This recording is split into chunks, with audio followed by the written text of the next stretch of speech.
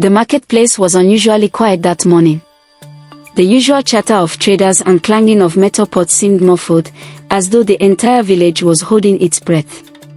Adùnní felt the unease the moment she stepped onto the cobbled path, her woven basket tucked under her arm. Women who usually greeted her warmly with smiles now whispered into each other's ears, their eyes darting toward her and quickly away. She knew something was wrong.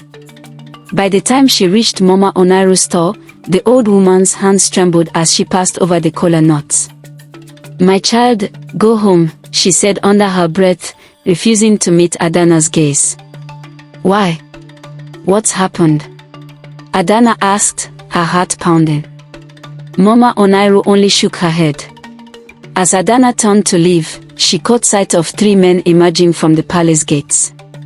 2 were guards, the third was the high priest himself, his deep red robe swaying with each step. The moment their eyes met, a slow, knowing smile spread across his face, a smile that sent cold shivers down her spine. In the palace hall, the air was heavy with the scent of burning incense. The king sat on his carved ivory throne, but his gaze was troubled. Beside him, the queen mother whispered something urgent. The high priest stood before them, his staff resting against the polished floor. "My king," he began, "the gods have revealed more. The woman who defies their will bring ruin to the kingdom. She must be offered to cleanse the land." The king's jaw tightened. "And you say this woman is Adùnní?" The high priest's eyes glittered. "Yes.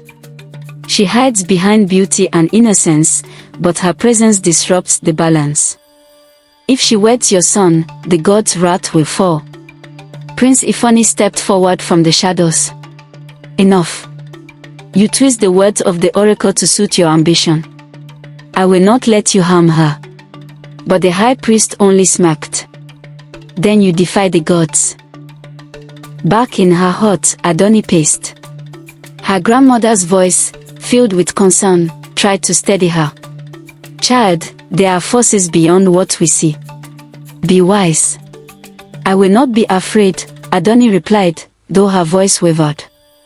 "I know the truth, and so does Ifeanyi." As night fell, a knock came at the door.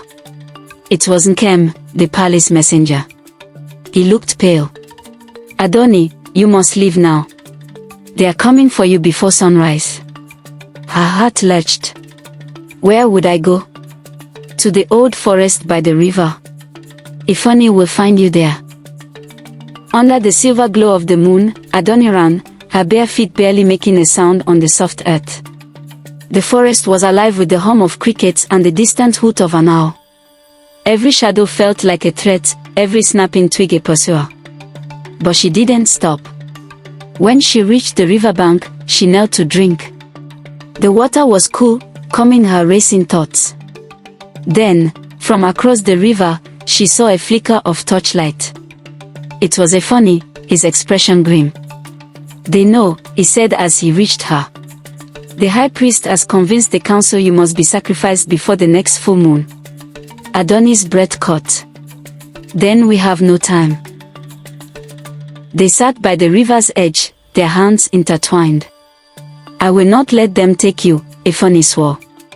"If I must fight the entire kingdom, I will. And I will not let the god's shadow control my life," Adùnní said softly, her eyes shining with defiance.